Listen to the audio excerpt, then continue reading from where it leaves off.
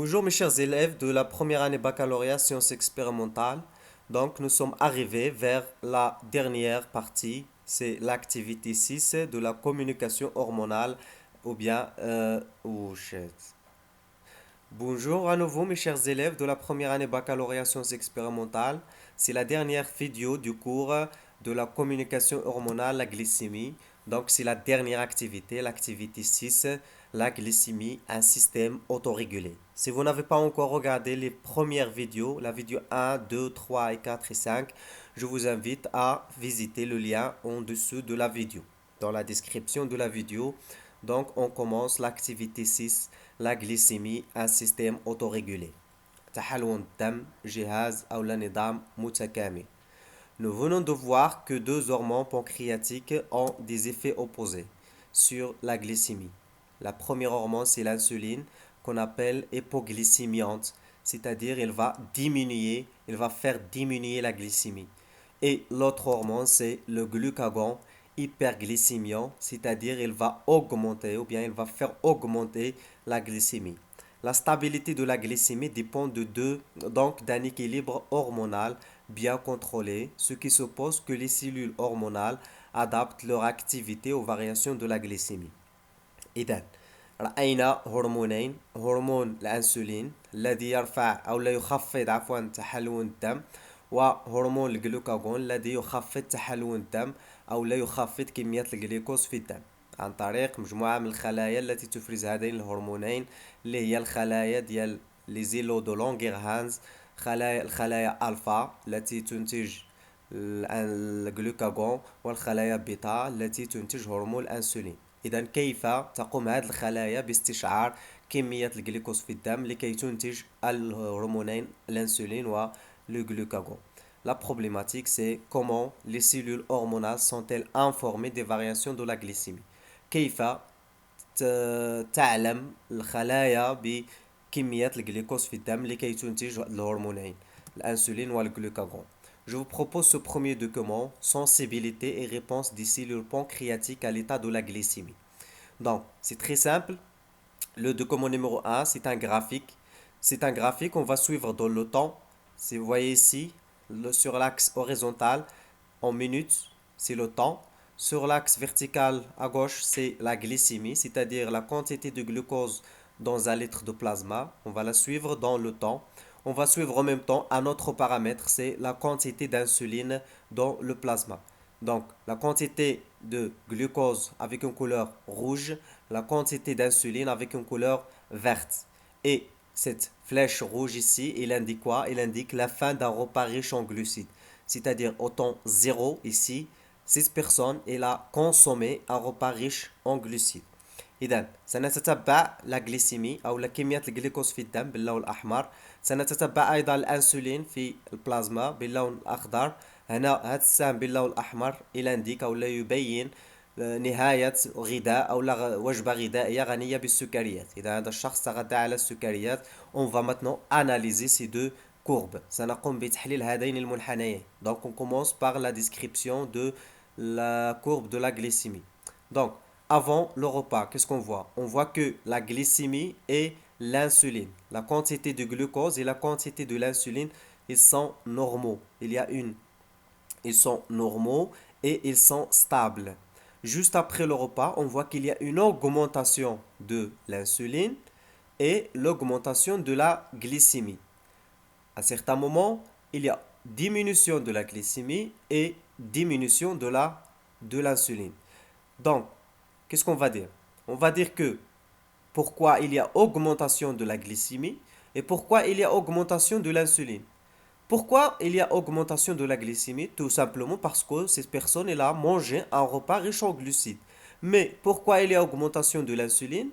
Pourquoi? Parce que l'insuline, le rôle de l'insuline, c'est de faire diminuer la glycémie. Lorsque la glycémie dépasse la normale, qui est 1,2 ou bien 1,1, il faut produire l'insuline pour faire diminuer la glycémie. C'est ce que s'est passé.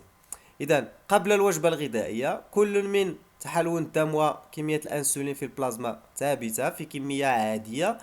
لكن بعد الغذاء مباشرة ارتفعت نسبة الجلوكوز في الدم، ومعها ارتفعت نسبة الأنسولين، وهذا الأنسولين قام بتخفيض نسبة تحلل الدم أو نسبة الجلوكوز في الدم حتى عاد إلى أو لا حتى اقترب من القيمة العادية اللي هي 1.1 جرام في اللتر. بالنسبة لو glucagon غادي نجيو للمنحنى الثاني لا دوزيام كورب. Qu'est-ce qu'on va suivre? On va suivre toujours de le temps le taux de la glycémie, c'est-à-dire la quantité de glucose dans un litre de plasma, et on va suivre en même temps le glucagon plasmatique, c'est-à-dire la quantité de glucagon dans le plasma. Le glucagon اللي هو هرمون ينتجه البنكرياس أو الخلايا الألفا. إذن avant le repas, voilà un repas ici avec une couleur rouge, avec une flèche rouge. Avant le repas, on voit que la glycémie, elle est normale, c'est-à-dire 0,85 sur facile 85. Et elle reste normale, mais après le repas, elle augmente. C'est tout à fait normal parce que le repas il est riche en glucides, donc il y a augmentation de la glycémie ou bien du taux de glucides dans le sang. À un certain moment, il y a diminution de la glycémie. Pour le glucagon, la quantité de glucagon en rouge, pardon, avec une couleur bleue, elle est, elle était stable, mais après le repas, elle commence à diminuer. Pourquoi? Parce qu'il y a du sucre dans le sang. Le rôle de glucagon, c'est d'accentuer la libération du sucre ou bien du glucose dans le sang par les cellules hépatiques. Donc, il y a du sucre qui provient du repas, donc c'est pas la peine de produire le glucagon, donc il y a diminution de glucagon jusqu'à atteindre une valeur minimale. Mais quel est l'élément responsable de la diminution de la glycémie ici? L'élément responsable, c'est l'insuline. Il y a production de l'insuline après un repas, c'est pourquoi il y a diminution de la glycémie. Très bien. Donc, on dit que ces deux hormones, ils sont antagonistes, متضادة. الدور ديال الانسولين هو عفوا خفض كمية الجليكوز في الدم، والدور ديال الجلوكاغون هو رفع كمية الجليكوز في الدم. إذا إلا عندك كمية الجليكوز في الدم كبيرة، الخلايا بطا تنتج الأنسولين لكي يقوم بتخفيض هذه الكمية. إذا كانت عندي كمية الجليكوز في الدم قليلة، فإن الخلايا ألفا تنتج الجلوكاغون لكي يرفع كمية الجليكوز في الدم.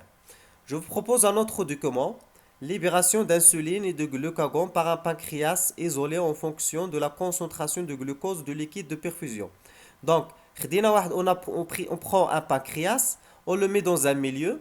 Ce qu'on va changer dans ce milieu, c'est la quantité de glucose. Donc, on va changer la quantité de glucose dans ce milieu et on va suivre la quantité d'insuline en vert et la quantité de glucagon en bleu. Voilà, ici, on commence par une concentration de milieu en glucose, 0,6 g par litre. Qu'est-ce qu'on voit?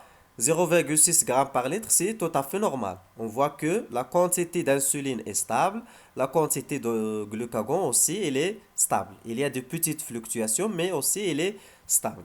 Ce qu'on va faire, c'est on va augmenter la quantité de glucose. Au lieu de 0,6, on va mettre 0,8 g par litre de glucose dans le milieu. Qu'est-ce qu'on voit? On voit une augmentation de taux de glucose et une diminution de taux de glucagon. Pourquoi il y a augmentation de taux de glucose? Pour faire diminuer la glycémie. Pour dire aux cellules de foie, par exemple, s'il y a un foie ici, de retenir le glucose qui est dans le sang. Mais si on parle d'un milieu extérieur, le glucagon il est diminué, il y a diminution de la concentration de glucagon parce qu'on n'a pas besoin de ce glucagon. Lorsque je retourne à 0,7, je vois l'inverse. Il y a diminution de l'insuline, augmentation de glucagon. Donc augmentation de glucagon, pourquoi? Parce que je veux plus de glucose, donc c'est le rôle de glucagon. Je veux pas diminuer, donc l'insuline elle va disparaître du milieu. Maintenant, je monte jusqu'à 0,9 g par litre de glucose dans le milieu. Je vois une augmentation rapide de l'insuline et une diminution rapide de glucagon. C'est la même chose ici, 0,8. Après, je retourne à 0,7 g par litre de glucose dans le milieu. Je vois une diminution de glucose et de glucagon, pardon, de l'insuline et une augmentation de glucagon. C'est pour ça qu'on dit qu'ils sont antagonistes. S'il y a augmentation de l'insuline, il y a diminution de glucagon. S'il y a augmentation de glucagon, il y a diminution de l'insuline pour qu'il soit en équilibre dans le corps humain. Donc ici, nous avons l'action de glucagon sur les cellules hépatiques.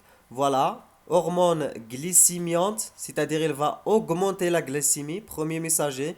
Il est reçu par un récepteur de cette cellule hépatique. Il y a activation et il y aura une transformation de glycogène en glucose et il y aura une libération du glucose dans le sang. Voilà, cellule hépatique, membrane de la cellule hépatique. Voilà ici le sang. Donc après activation, il y a un processus très complexe, transformation du glycogène en glucose simple et libération du glucose dans le sang. Donc après production de le glucagon, il y a une augmentation du taux de glucose ou bien de glycémie dans le sang. Pour l'insuline, c'est l'inverse. Activation, transformation du glucose depuis le sang, elle va entrer vers la cellule et transformation du glucose en glycogène. Maintenant, comme un bilan récapitulatif de l'activité 5 et de l'activité 6. Les cellules cibles de l'insuline sont essentiellement les cellules du foie, les muscles et les tissus adipeux. Donc, quelles sont les cellules cibles de l'insuline? C'est trois types de cellules. Les cellules de foie, ou bien les cellules hépatiques, les hépatites, les muscles, ou bien les cellules musculaires, et les tissus adipeux, ou bien les adipocytes. إذا الخلايا ديال الكبد الخلايا العضلية والخلايا ديال les graisses أو الشحوم. En revanche, le glucagon agit uniquement sur les cellules hépatiques. في حين هرمون الجلوكاغون يتدخل فقط في الخلايا الكبدية. Les cellules alpha et bêta des Langerhans dans le pancréas sont directement sensibles aux variations de la glycémie et constituent donc le directeur d'ICAR. Le directeur, le chef qui va superviser toutes ces opérations, c'est les cellules de Langerhans, alpha et bêta. C'est elles qui vont mesurer la glycémie du sang et vont produire soit le glucagon, soit l'insuline. S'il y a une augmentation du taux de glucose, il y aura production de l'insuline. S'il y a un déficit en glucose, il y aura production de glucagon. Ces mêmes cellules constituent également le système de commande de la régulation en adaptant leur sécrétion hormonale à la situation. Ainsi, suite à un repas, la sécrétion d'insuline augmente, celle de glucagon freinée ou supprimée. Donc, il en suit une augmentation de prélèvement de glucose sanguin par de nombreuses cellules, d'où le retour à la glycémie, la valeur de référence, c'est ce qu'on a dit. Après le repas, il y a production de l'insuline et la production de glucagon, elle est freinée. Production de l'insuline et les cellules, ils vont retenir le glucose, ils vont le transformer en glycogène et il y a retour à la référence ou bien à la valeur normale. À l'inverse, en période de jeûne, maintenant, في حالة الصيام, يعني il n'y a pas de repas, il n'y a pas d'alimentation, la baisse d'insulinémie, c'est-à-dire le taux de l'insuline associé à une hausse du taux du glucagon. C'est-à-dire lorsque je suis en jeûne, في حالة الصيام, il y a production d'hormones, le glucagon, mobilise les réserves de glycogène hépatique et empêche une hypoglycémie dangereuse. Il va transformer les réserves de glycogène qui sont dans ces cellules hépatiques en glucose. Donc, les cellules cibles des hormones pancréatiques possèdent des récepteurs spécifiques vis-à-vis de l'insuline et du glucagon. Ces récepteurs sont des protéines localisées à niveau de la membrane cytoplasmique. Sur les cellules de foie, il y a des récepteurs spéciaux pour le glucagon et l'insuline. La fixation de l'hormone se poursuit par le déclenchement d'un ensemble de réactions biochimiques et catalysées par des enzymes qui s'achèvent par la réponse physiologique adéquate, soit la production de glucose la production de glucose depuis le glycogène, soit la production et le stockage de glucose sous forme de glycogène, selon ce qu'on est en jeûne ou bien après un repas. La régulation de la glycémie est un système autorégulé à commande hormonale. إذا العملية كتتم بطريقة غير إرادية يعني لا يتحكم فيها الإنسان. C'est un mécanisme involontaire et automatique. Cela signifie que c'est le paramètre réglé, la glycémie, qui déclenche la mise en route du système régulant. Il y a un paramètre réglé, la glycémie, et un système régulant, c'est les cellules cibles sensibles aux hormones pancréatiques. C'est les hormones qui vont régler, qu'on appelle régulants. Donc, c'est tout ce qu'il y a pour cette vidéo. Je vous donne le rendez-vous, la vidéo suivante, sur des exercices Vous trouverez le lien dans la description. Merci.